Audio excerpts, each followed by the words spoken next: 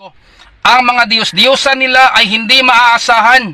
Isang punong kahoy na pinutol sa gubat, inanyuan ng mga dalubhasang kamay at pinalamutian ito ng ginto at pilak. Idinikit at pinakuan upang hindi mabuwal. Ang mga Diyos-Diyosang ito ay tulad sa pananakot ng ibon sa gitna ng bukid, hindi nakapagsalita. Pinapasan pa nila sapagkat hindi ito makalakad. Yon. Ang banat ni Pastor Edwin Canonigo ng Born Again. No? At noon na nang may offer si Father Darwin at ang team para panindigan niya itong banat niya sa aral ng simbahang Katoliko kung haharap ba siya sa isang maginoong talakayan tulad sa mga Muslim, no? Na pumunta talaga sa Tagbilaran. Pray pa ang board and lodging. Pero takot si Canonigo na haharap sa isang napakagandang talakayan.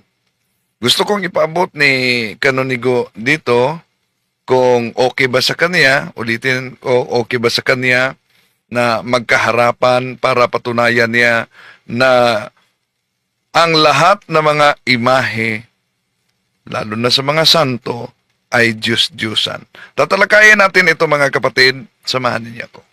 Kasi umalingan, pag palaging inulit-ulit ay magmukha talaga ang katotohanan para sa ating mga kapatid na kulang ang kaalaman.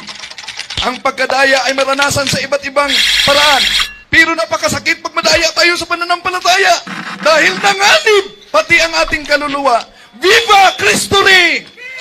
Pro Dio et Ecclesia!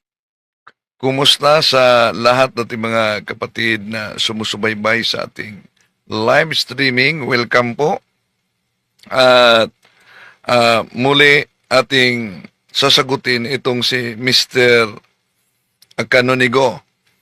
Walang pagkakaiba ito sa kay Pastor James Hiquelan, no? Na banat ng banat at yung si James din hamon ng debate, pero nang pinuntahan natin sa Cagayan de Oro City, di nagpakita.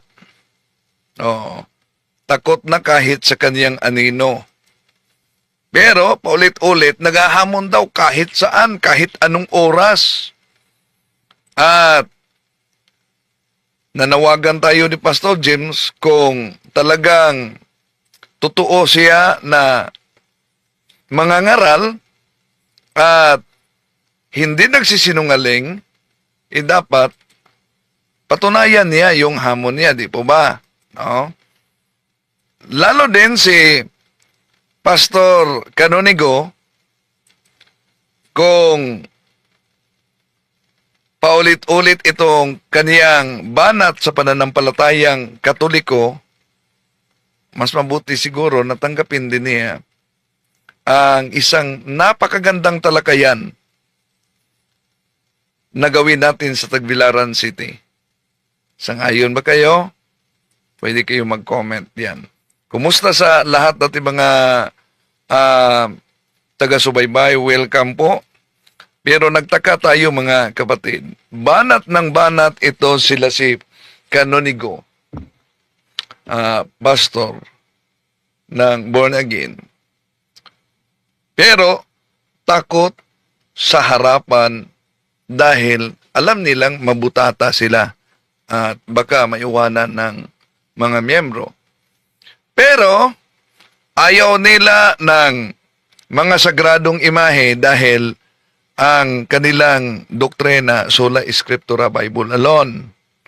Nagtaka tayo, bakit sila si Canonigo nagdiwang ng New Year? Di ba niya alam kung saan galing ang New Year?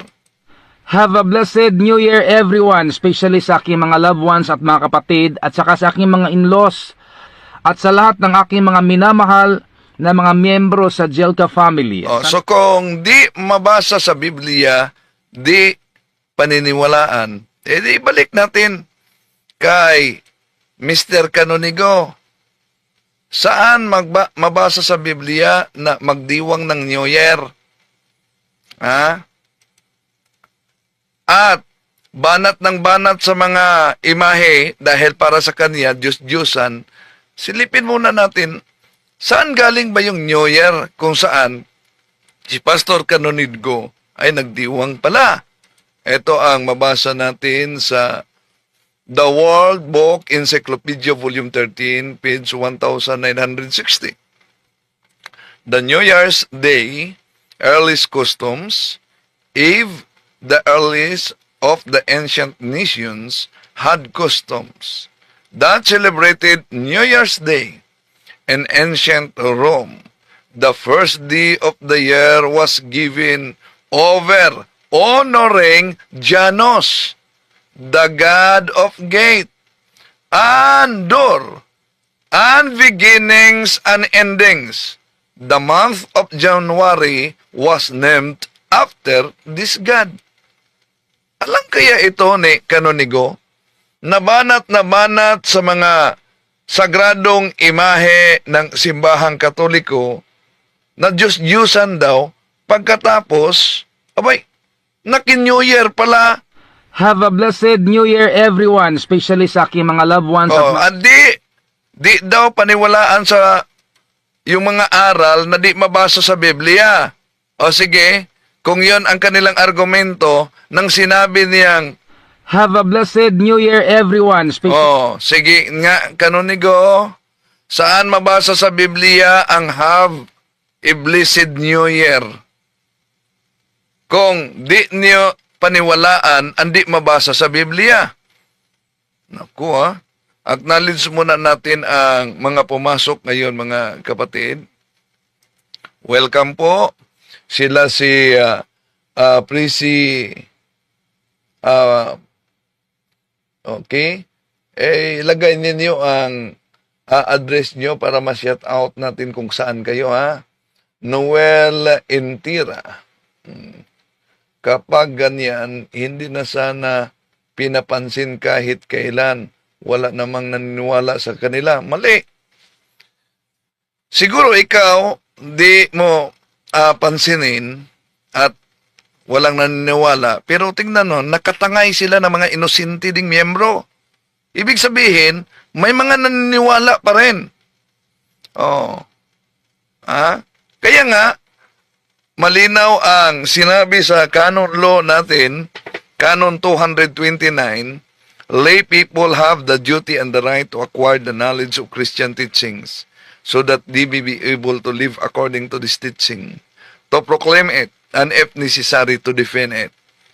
So, banat na banat. Grabe pa ang pamimersonal, tinatawag ba, libelous yun, tinatawag niya si Father Darwin na lasinggero dahil nakita lang sa picture na uminom ng beer. Pero kung itong mga pastor na ito, kung talagang hahabulin sila sa kanilang pahayag, pwede silang masampahan ng libel. At meron tayong clip sa kaniyang pahayag na lasinggero si Father Darwin. So, grabe ang banat na nito mga pastor na ito. Si Holio, July Holio. Magandang hapon, Ruwindel, watching from Calbayog City. Si Doris Brown. God bless Bro Windel and the whole world. Si Emeline Chua Estava, Analisa Oso. Okay? Emeline Chua, sa England ka ba? Si Sini Lee. Hello bro. Isulan Sultan Kudarat. Hello. Si Noel Estera. Tama din naman, bro, ang sinabi mo. Si Emeline, Happy New Year, bro Windel. Si Tomisa Balisario. Good afternoon, bro Windel. Watching from Las Piñas, Manila. Si Garrett, Voet, magandang umaga siguro ito. At hapon, Bro Windel watching from Germany. O, sa Germany pala sila. Si kapatid na Doris Brown sa Cebu. Si Elpidio Acosar diyan sa Anunang Sur, Bugo City, Cebu North. Si Jace Musics, shout po kay Gina Moreno from Pasig City. Si Emeline Sua, watching from Norway. Norway. Si Diosdado Antonio, South Cotabato. Tingnan natin dito sa pananampalataya at katwiran si Agustin Cruz sa KSA,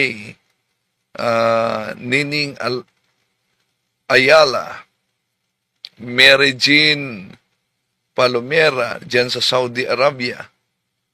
Maayong hapon. At daming mga nagsubaybay din natin dyan sa ibang bansa, no? Dubai, daming mga nagsubaybay natin dyan sa Dubai. Okay? Diosdado Antonio, Tantangan, South Cotabato. At sa lahat natin mga kapatid na sumusubaybay. Okay. Di natin pa tatagalin pa mga kapatid. Ito ang banat ni Pastor Edwin Canonigo. Pakinggan natin ang mensahe ni San Pablo na mababasa po sa Kolosas Kapitulo 2, versikulo 8, patungkol po sa tradisyon at mga doktrina na gawa lamang ng tao na maghahatid sa tao sa binanatan nila dito ang tradisyon, binanatan yan tradisyon. Pero ang tanong naman, lahat bang tradisyon diyan sa Biblia ay ipinagbabawal? No? Halimbawa, sa banat niyang tradisyon, di po ba niya alam na yung pagdiriwang ng New Year ay nagiging tradisyon na yan? At galing pa, tradisyon pa ng mga pagano. Ito, balikan natin ha. Nagdiwang siya ng New Year. Have a blessed New Year everyone, especially sa aking mga loved ones at mga kapatid at saka So, have a blessed New Year to everyone. Binanatan niya ang tradisyon.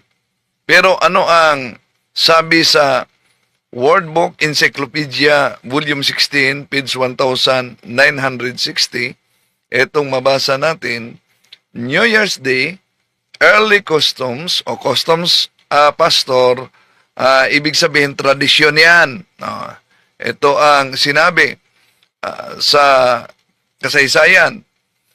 New Year's Day, early customs, if the earliest of the ancient nations had customs that celebrated New Year's Day.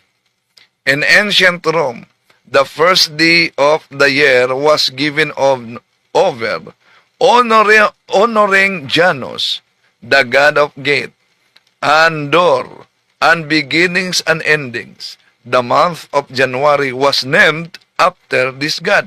Nako, banat ng banat sa mga larawan ng mga santo na Diyos-Diyosan daw, pagkatapos nagdiwang pala ng New Year. Parang inosente siya kung saan galing ang tradisyon sa New Year. Si Edita Basilaris, goodie po sa mga kapuntos. Have a blessed 2025. God bless. From Vienna, Australia. Okay. So tuloy natin mga kapatid, no? Si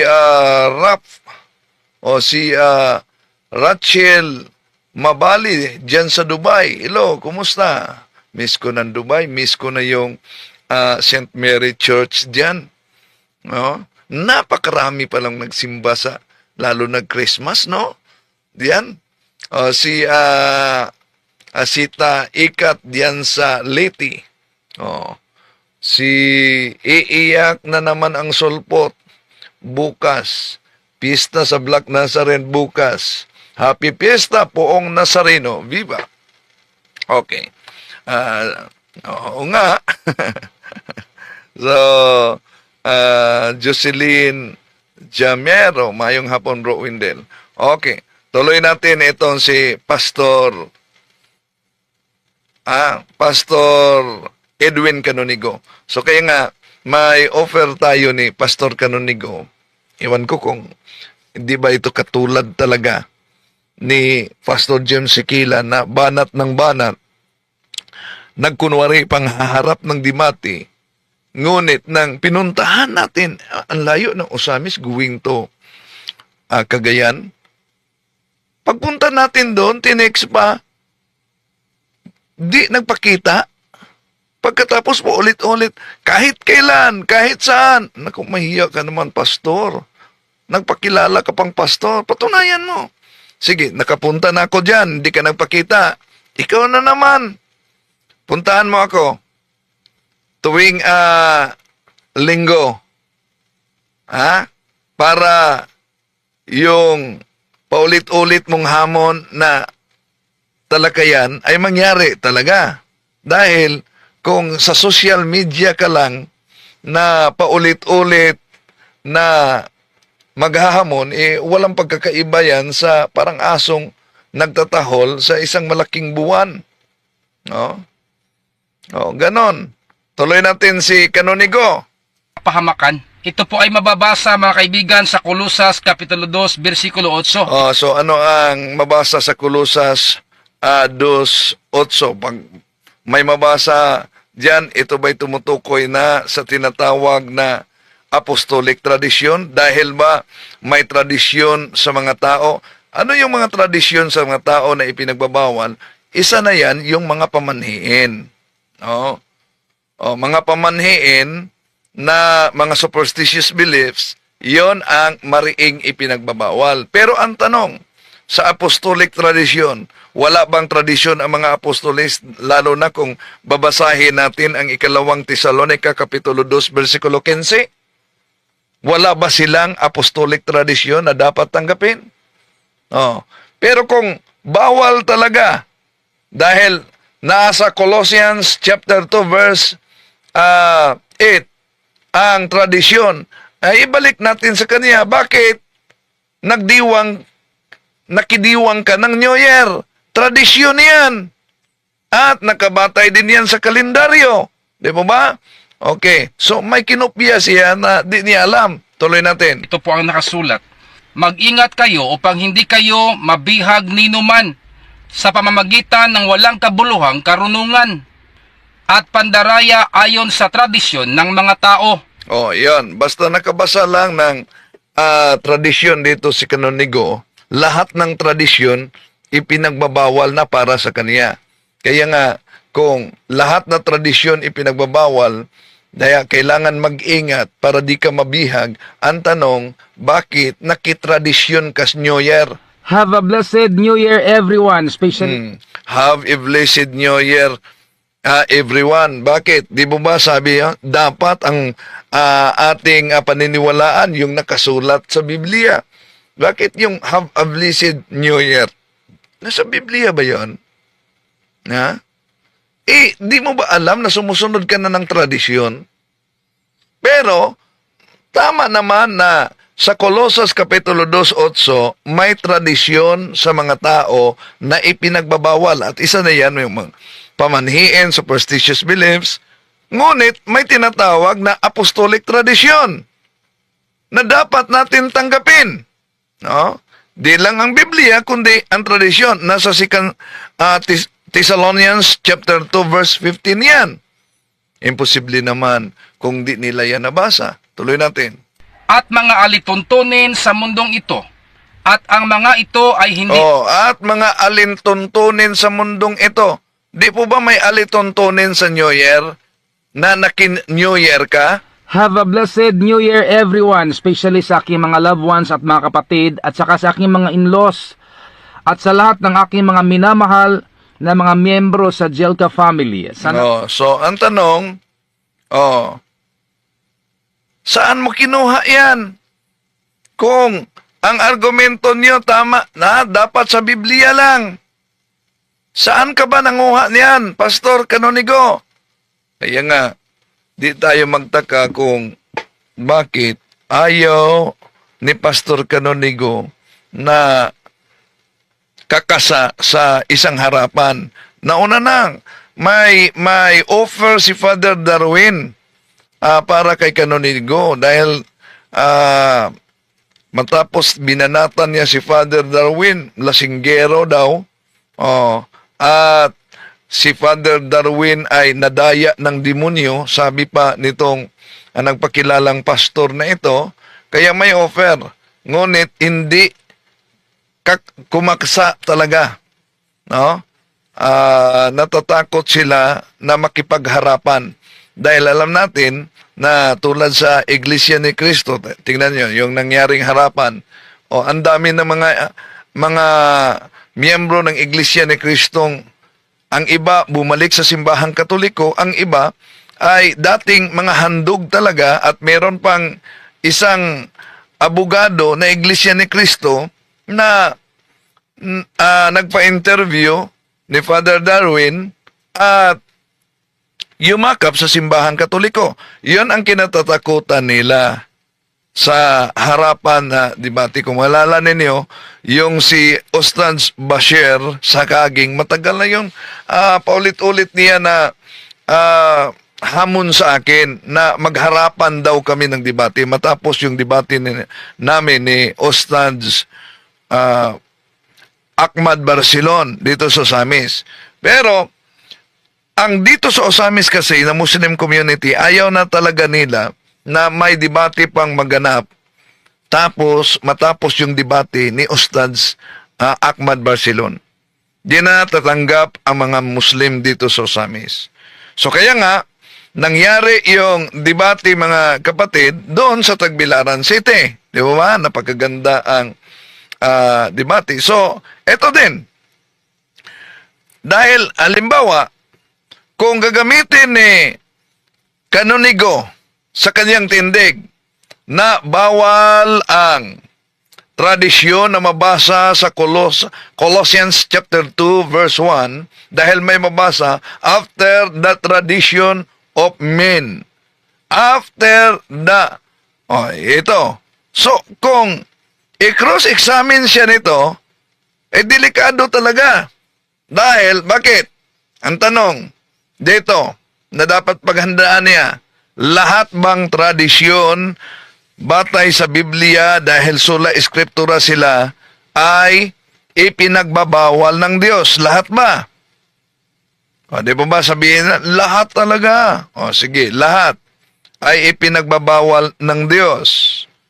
Sa Colossians chapter 2, sa 2 Thessalonians chapter 2 verse 15, ano itong tradisyon na ipatanggap ng mga apostol? Kasama yung kanilang nasulat, mga sulat at tradisyon. Ano yan? Yun. Yan na mahirapan ang mga solpot na sikta na sa kanilang akala na sila ang napakamarunong sa Biblia na hindi naman sa kanila. Namimili lang at nakibasa. Tuloy tayo. Ayon kay Kristo, napakalinaw sa sinasabi sa salita ng Diyos, mga kaibigan, sa pamamagitan po ni San Pablo, na kailangan hindi tayo mabihag muli sa mga walang kabuluhang karunungan at pandaraya na ayon sa tradisyon ng mga tao. Oo. At dahil dito, nabasa niya at may website na according to the Catholic tradition. So, tradisyon na ng mga tao, ang kanyang konklusyon dito, mali. Dahil may apostolic tradisyon. Kayo nga sumusunod sa tradisyon ng New Year na wala sa Biblia. Ang napaka-inusinti na pastor na ito, no? Si Juni Navarro, diyan sa Zamboanga City, si Judith Rabino Tagig, si Rubin Cabarom Bias sa Saudi. Welcome sa lahat at mga kapatid na sumusubaybay dito. At sa mga alituntunin sa mundong ito, sapagkat ang mga ito ay hindi ayon kay Kristo. At may sinabi pa ang Diyos, mga kaibigan, na mababasa sa Jeremias Kapitulo 10, versikulo 3 hanggang 5. Ang mga Diyos-Diyosan nila ay hindi Jeremias daw, pagkatapos ang pinakita ay Acts chapter 17 verse 29. Wala tayong tutol sa mga Diyos-Diyosan. Dahil mga Diyos-Diyosan, mariin naman talaga yung ipinagbabawal sa Biblia ayon sa aral ng Diyos. Pero alam kaya nila kahit sa protestanting scholar na ang nakasulat sa Harper's Bible Dictionary, page 567, all idols are images, but not all religious images are idols. So, mismo pa lang sa mga kasama nila na born again, mga kapatid, o protestante, diyan makikita natin na ipinagbabawal sa Diyos yung Diyos-Diyosan, idol. Idol is any representation of a false God. Dahil lang nabasa nila ang Exodo Kapitulo 20, versikulo 3 hanggang 5, pero out of context sila. Dahil alam naman natin kung anong uri na mga imahe o larawan ang ipinagbabawal diyan. Kahit nga sa protestante na salin, Exodo Kapitulo 20, versikulo 3 hanggang 5, You may worship no other God than me. You shall not make yourselves any idols, no images of animals, birds, or fish. You must neither vow or worship it in any way. For I, the Lord your God, am very possessive. I will not share your affection with any other God. See, yun ang mga ore na mga larawan o imahe na ipinagbabawal. Dahil noon pa man kahit mga hayop, kinikilala na nilang mga Diyos. Deuteronomio Kapitulo 4, versikulo 17. Ito mabasa natin. Hayop sa ibabaw ng lupa, ibon ang ng anumang gumagapang o ng anumang isda. Huwag ninyong sasambahin ang araw, buwan, bituin, o alinmang bagay sa kalawakan na nilalang ni Yahweh para sa tao. See? Yun ang mga sinamba noon ng mga tao na tinatawag na Diyos-Diyosan. Pero lahat ba na mga larawan sa Biblia ay Diyos-Diyosan? Hindi. Dahil ang Diyos mismo nag-utos. Pero sabihin nila, lalo na sa mga ngaral na ito, na kung binanggit sa Biblia yung mga bituin, ibon, isda, hayop na sinamba, di po ba malinaw naman na nasa Deuteronomio Kapitulo 4, versikulo 16, na yung larawan ng lalaki at babae, ipinagbabawal ng Diyos? Ay di po ba kayong mga Katoliko, meron kayong mga larawan o imahe ng lalaki at babae? Deuteronomio Kapitulo 4, versikulo 16. Baka kayo'y mga pakasama at kayo'y gumagawa sa inyo ng isang larawang inanyuan na kawangis ng alinmang larawan na kahawig ng lalaki o babae. Kaya sabi na, di po ba si Maria, si Santa Maria ay babae, si San Pedro ay lalaki. So, ibig sabihin, iyon ang ipinagbabawal. Mali.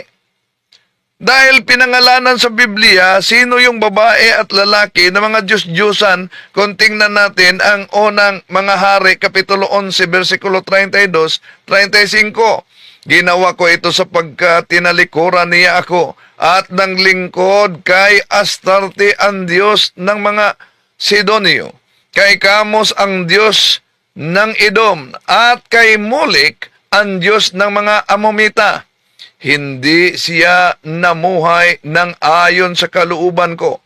Hindi niya ginawa ang gusto ko at hindi niya sinunod ang aking mga utos at tuntunin. Hindi nga niya sinundan ang halimbawa ni David. Yun ang mga uri ng mga Diyos-Diyusan na ipinagbabawal sa Biblia. Malinaw yan. Sino mga Diyos-Diyusan na ipinagbabawal? Unang Hari 18:19. Ito, ngayoy, tipunin ninyo ang buong Israel at ang 450 propeta ni Baal at ang 400 propeta ni Asherah na pinapakain ni Jezebel, at magtutuos kami sa bundok ng Carmel, sagot ni Elias. Yun ang mga ore ng mga Diyos-Diyusan na ipinagbabawal diyan sa Biblia, mga kapatid. Pero, alam nyo ba kung ano ang kabayaran pag makasala ka sa mga bagay na banal kahit hindi mo sinadya?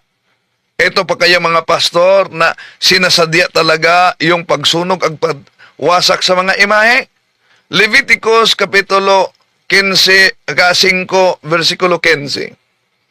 Kung ang sino man ay makasuway at makasala nang di sinadya sa mga banal na bagay ng Panginoon, ay magdadala nga siya ng Panginoon ng handog dahil sa pagkakasala na isang tupang lalaki, walang kapintasan, na pinakuha sa kawan ayon sa inyong pagkahalaga sa siklong pilak, ayon sa siklong ng santuaryo na pinakahandog dahil sa pagkakasala.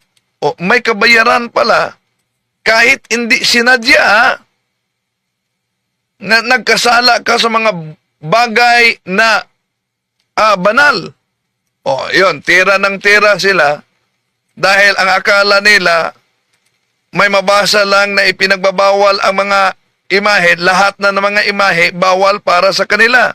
Si kapatid na Vilmar Retuya, mayong adlaw from New Zealand. Okay? Si Remy Marquita, misma, amin, watching from Germany. Okay, Malu Guay. Si Lorenza Ranis. Okay. Tuloy natin mga kapatid. Hindi maaasahan. Isang punong kahoy na pinutol sa gubat, inanyuan ng mga dalubhasang kamay at pinalamutian ito ng ginto at pilak. Yung definition niya, pag inanyuan ba ng dalubhasang kamay, ang tanong, yun po ba'y Diyos-Diyosan na? No. Lahat ba na mga larawan ay Diyos-Diyosan na? Pag inanyuan. Di ba niya alam na ang Diyos mismo nag-utos na magawa ng altar? Saan? Magawa ng altar.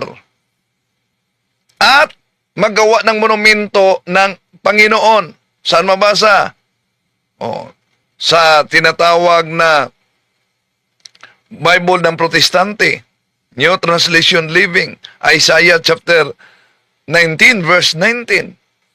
Imposible naman kung itong mga pastor na ito inosente. At hindi lang yan.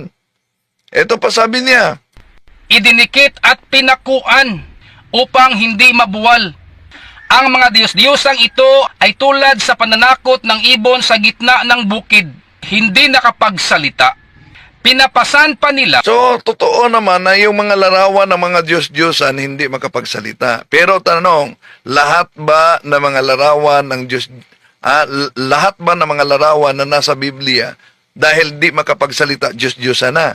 Example, tanong natin, sa Exodo Kapitulo 25, versikulo 19-22, di po ba Diyos mismo ang nag-utos na magawa si Moises ng larawan ng dalawang mga kerubin na ginto? Si Malugway dyan sa Macau. Hello. Ang tanong dito, dahil yung ginawa ni Moises, di naman yun, may tinga yun, di makarinig. May mata, di makakita. May bibig, di makapagsalita. May pakpak pa dahil kerubin. Pero tanong, yun po ba yung mga Diyos-Diyosan na? So, doon pa lang mga kapatid, butata na ito mga anti-katoliko na nagkunwaring Bible talaga ang kanilang pinanggagalingan sa aral. Dahil maraming nakasulat sa Biblia na iniwasan nila. Sapagkat hindi ito makalakad. Huwag kayong matakot sa kanila.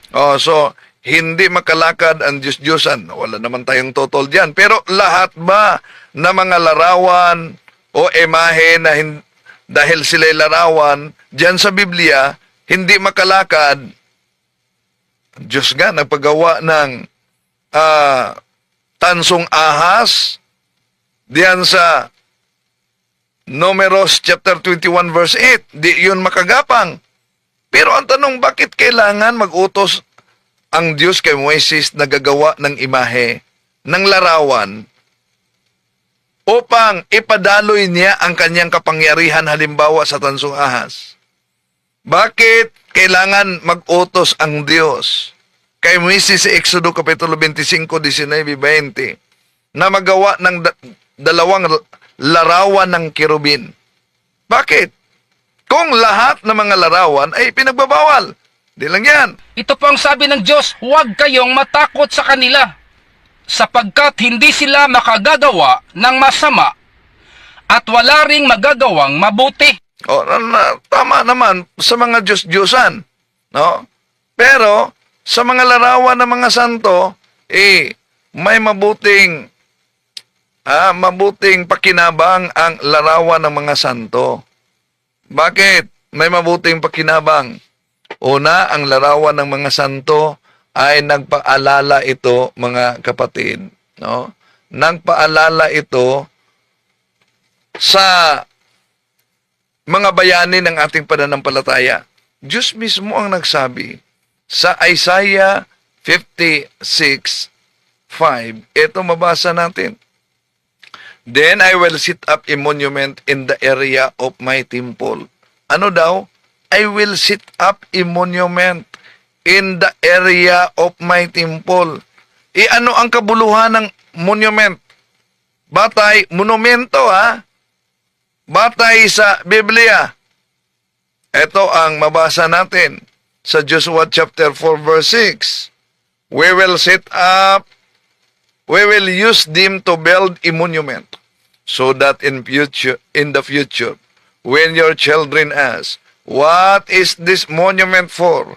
You can tell them, it is to remind us that the Jordan River stopped flowing when the Ark of God went across.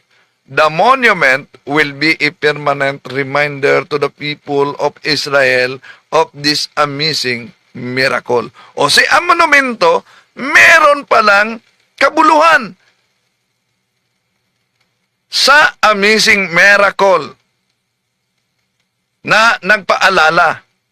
Kaya, dito pa lang, butata na ang mga anti-katoliko, mga kapatid. Di po ba? Si Peter Paul, good afternoon, bro Windel, kapayapaan. Si Peter Paul, kapayapaan at pag-ibig sa puso at isipan natin with my true humble heart. Okay. So, welcome sa lahat. No, ipaabot ko lang dito, gusto ko ipaabot panawagan ni Pastor James Hikilan. No, Pastor James, okay ka ba na dahil sige ka, palagi ka nang naghahamon, ikaw na naman ang magpunta dahil pinuntahan kita. Pagkatapos, inindiyan mo ako.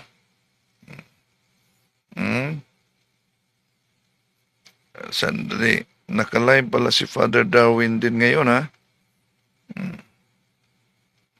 Okay. So, tingnan natin yung live ni Father Darwin. Nakalive si Father Darwin din. Tingnan natin kung nakalive ba si Pastor Riquilan, James Riquilan. Dahil kung nakalive siya, sige, pasukin natin ngayon. Pasukin natin si Pastor James sa live niya.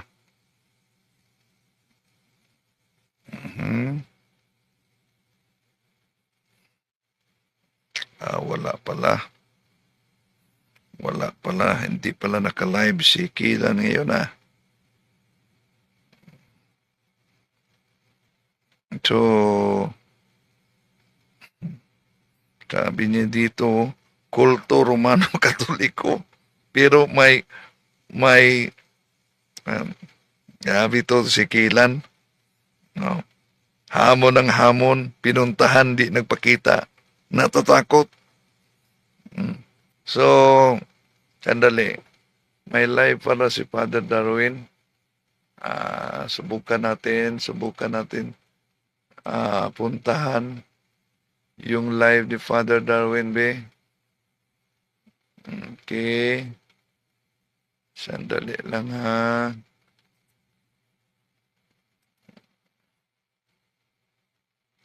Okay.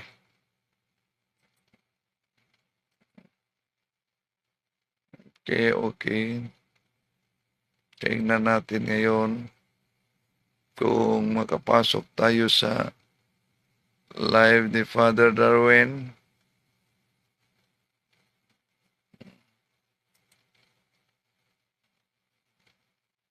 Okay, sandali.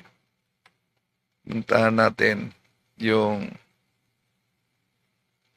live ni Father Darwin, ha. Pagka makapasok tayo ngayon sa live niya. Okay.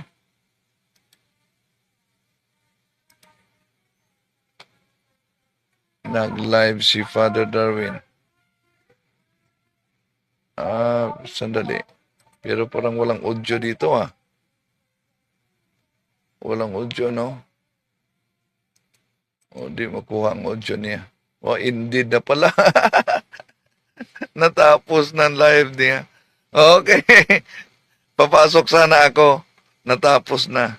Okay, maraming salamat sa inyong pagsubaybay, mga kapatid. Ito yung lingkod, Brother Wendell Talibong, hanggang sa muli. Maraming salamat po sa inyong pagsubaybay. Acknowledge muna natin yung mga pumasok sa comment section dahil ang daming nasa ibang bansa ang pumasok, no? Shout out natin yung mga kapatid natin. Mag-comment kayo sa mga pumasok, Mark Cosil, Man Limos, watching from Liluan, Southern Liti. Liluan, daming nagsubaybay dahil nang diyan kami dumaan sa Liluan. May guardia, security na lumapit sa akin, no? Si Cheryl Laigo, sa Hong Kong. Sino pa dyan? Randolph Balandras, Philippines. Ay, nasa Philippines ka, bro? Matagal na kita makausap from KSA. Tagal na kita makausap from KSA. Nagkausap ba tayo? Kapatid, Mila Santos. Si Richie Sinoro.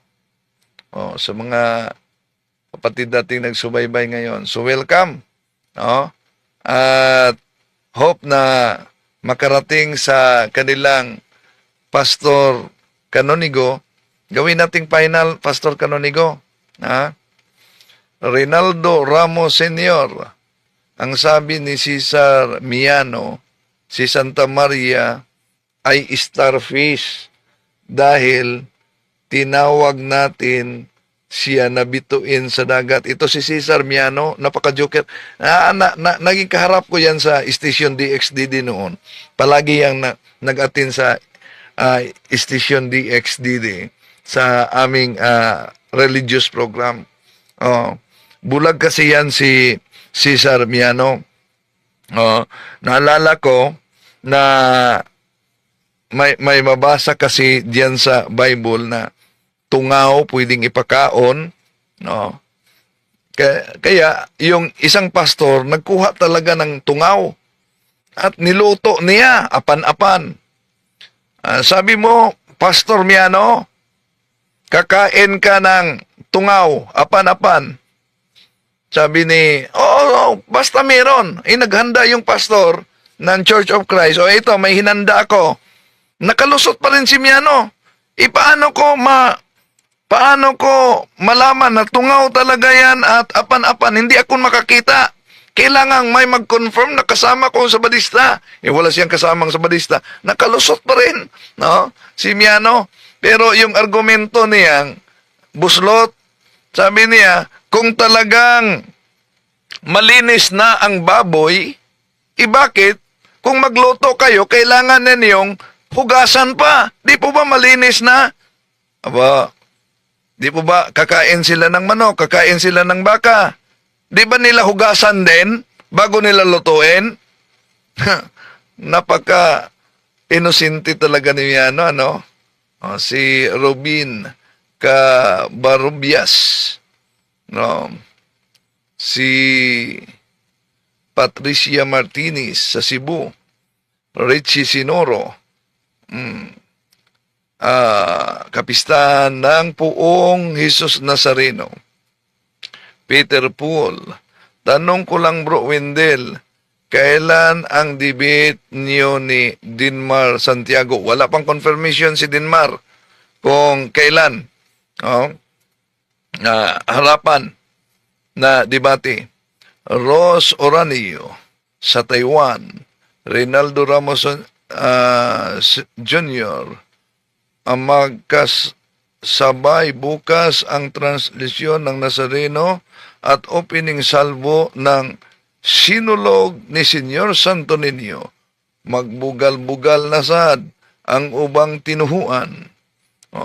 Si Joey Alera, God bless, Brad Windel, I am proud Roman Catholic. Thank you for fight our Catholic faith. Si Bin Ing, pilosopong mali si Miano. Pilosopong mali. Oo nga, di mo ba yung sabi niya, kung ang baboy ay malinis na, bakit kailangan ninyong huhugasan bago lutuin? Di po ba niya naisip na kahit yung bakang kakainin nila bago niluto nila, ay hinuhugasan pa nila. Okay, maraming salamat sa inyong lahat mga kapatid. Hanggang sa muli. Bye-bye po. To make his message known is our responsibility. So here we are to pledge our lives to the Lord.